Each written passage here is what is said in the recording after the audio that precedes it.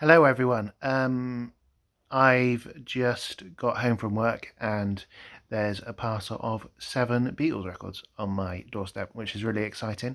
Um, they're a bit of an unknown quantity, which is kind of my favourite sort of unboxing, really. I always find it quite exciting to have a little look and see exactly what I've got. I would say, of the 7, there's 2 items that I'm not mega interested in, but I'm quite interested in the other 5. I'll probably just whiz through those, the former 2, and then I'll show you the other 5. I don't think any of them are worth an absolute fortune, but there's a couple of collectibles there. Um, I'm hoping that on average they might be worth 18, 19, £20 each. That is on average, of course. So let's have a look and see what we've got. Because I've got into a couple of wrestling matches live on camera recently, I've helped these along a little bit. But I haven't looked at them yet.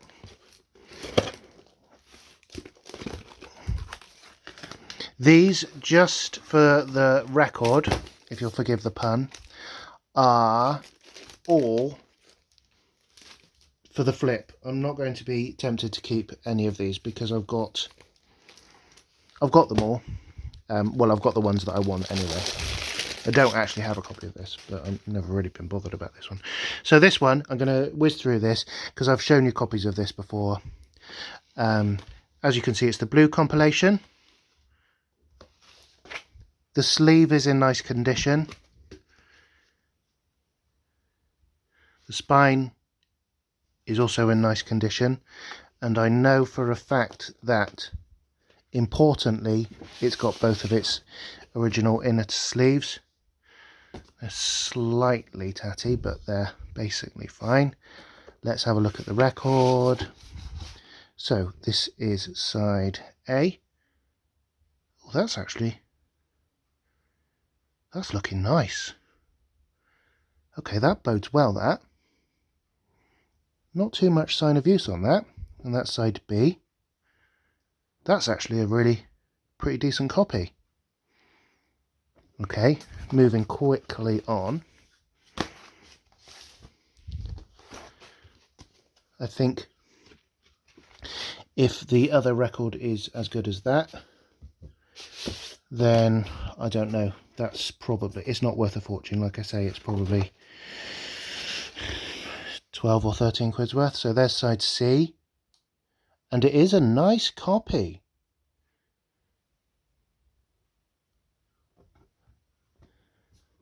And there is side D. That's actually, I must admit, slightly tidier than I expected. So, okay, we're 1 record in, and that's a good one. Happy with that. I'm going to show you this one. And then I'm going to show you the ones that there's actually a little bit of jeopardy because I don't really know what they're like. So it's a repress. I think this one is probably from the 1970s.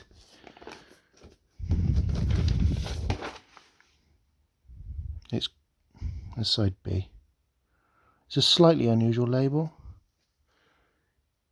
That one's actually got a bit of wear there. That's side A.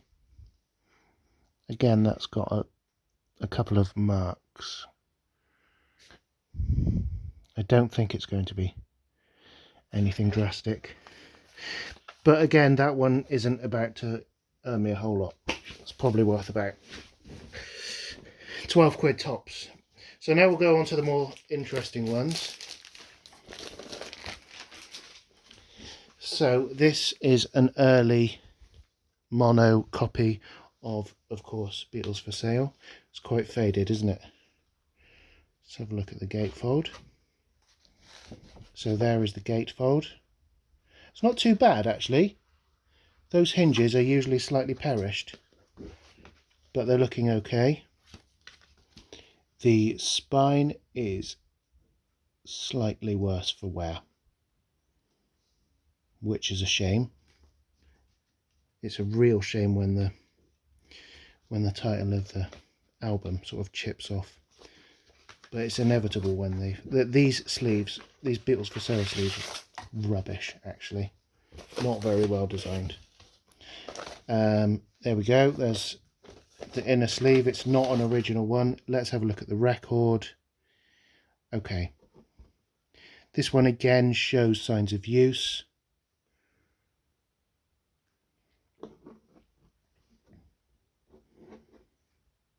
Plenty of marks on it, but I've been assured that it plays okay, although you can actually feel that. Okay, so that is very much an okay copy of Beatles for Sale. Here we've got Revolver. As you can see, there's no stereo or mono caption there. It is in fact a UK stereo pressing. Quite unusual. It's a double flip back. So there's no flip back there. Flip back there and a flip back there. So that's quite an unusual sleeve actually. I don't think I've ever seen one of those. I believe once again that this is from the mid-70s. But there is something that I wanted to show you on this in particular. Oh, this is nice actually. This is nicer than Beatles for Sale there. There's side A. And there's side B. That's a fairly decent copy. Once again, not a mega collectible, but nice enough. And I was the point of interest here, look, is got a misprint. Love You Too with 2 O's. That should just be the 1 O. And on a slight tangent, hasn't it always annoyed you that that song is called Love You Too, regardless of a spelling error or not on 2, when it should surely be called Love to You, because that is the lyric. I noticed that about 5 years ago. And it made me slightly sad. Right, so that's Revolver. What have we got next? How many records are we in? We're 4 in, so we've got 3 left. And hopefully I've saved the 3 most interesting ones until last. I'm not expecting this to be in mega condition.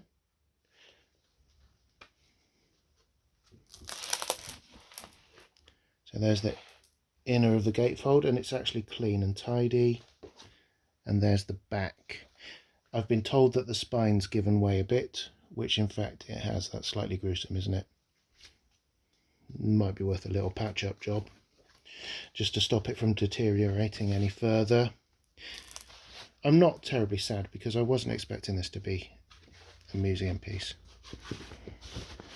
But thankfully it has the original inner, which is in nice condition. It's probably got a little bit damp over the years there.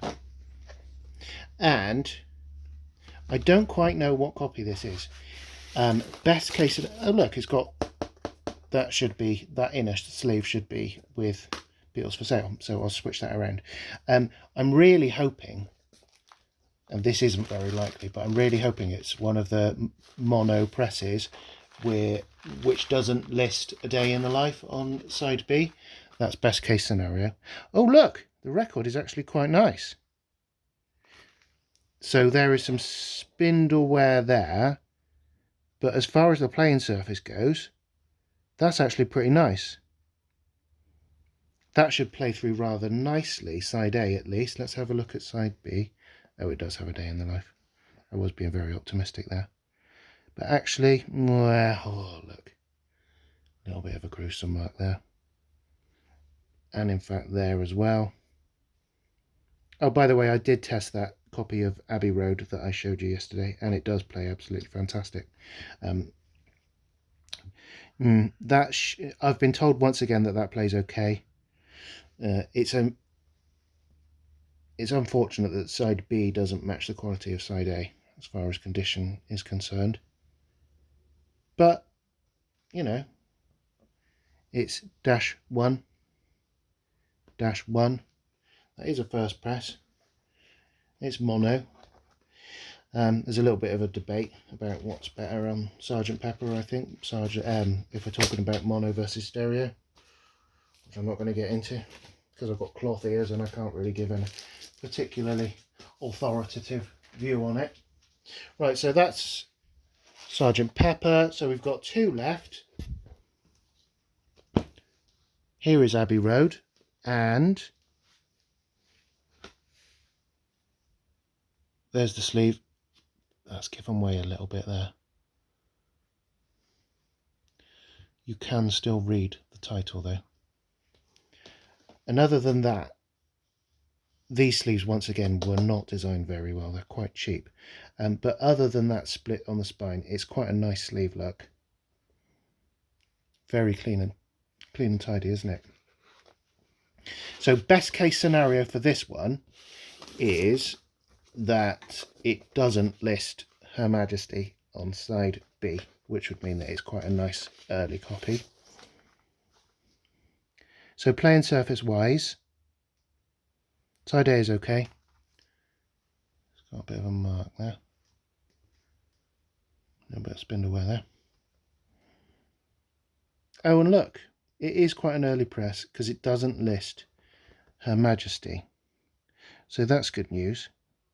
I can actually legitimately market that as a first press. First press Abbey Road with the corrected apple on the sleeve. I showed you yesterday a misaligned copy that I got, which is of course worth a bit more. But that's a decent copy of Abbey Road actually. And last but not least, this is the most interesting one for me because the value of the different pressings on this can vary wildly depending on, well, the value of the different presses varies from press to press, should I say. So, and I don't know what press this is. So here is the front of Rubber Soul, and it's in fact very tidy indeed. Oh, look at that. That's actually a very nice sleeve. There is the spine. That's a lovely copy. So as you probably guessed, the main jeopardy here is it a first pressing, a loud cut, or is it a second pressing, or is it a third pressing?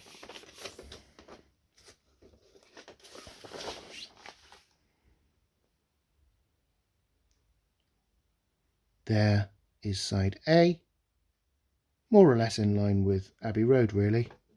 It's got some markings here, but the playing surface is quite nice. Should play fine. Might well get that one cleaned before I sell it. And there is side B. Again, pretty decent, not perfect. Got a mark there. It's got a couple of marks. That should once again play all right. Okay, so none of those are museum pieces.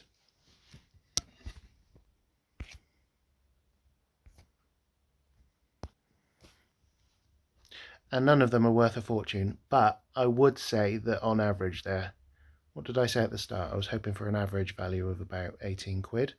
Yeah, I would say I'm pretty much there. And if that is the case, then I'll make a bit of money on them, a little bit of pocket money, to buy some more records. So that's that. I hope you've enjoyed that. There's a couple of cool ones there.